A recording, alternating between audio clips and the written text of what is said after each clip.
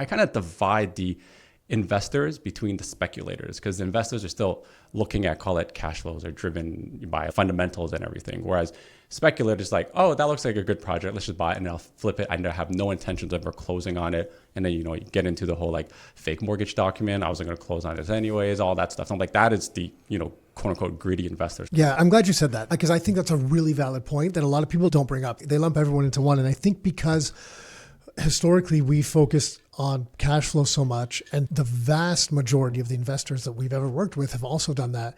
When I hear those two lumped together, sometimes I'm like, it's not the same thing. It's really not.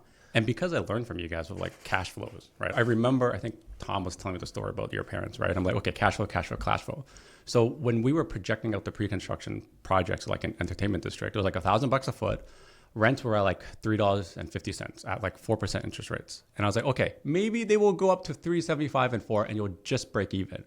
But then the minute it became $1,000 a foot to like $1,300 a foot, I'm like, this makes no sense. You're gonna be cash flow negative $600 a month. And I was telling people like, don't buy it. But do you know what happens?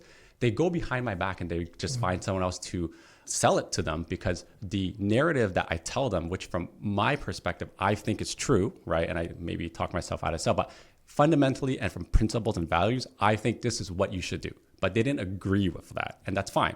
So they bought into the narrative and they found someone else and they bought it. And then a few times actually they came back like, hey, Zen, I actually bought this. Can you help me sell it later?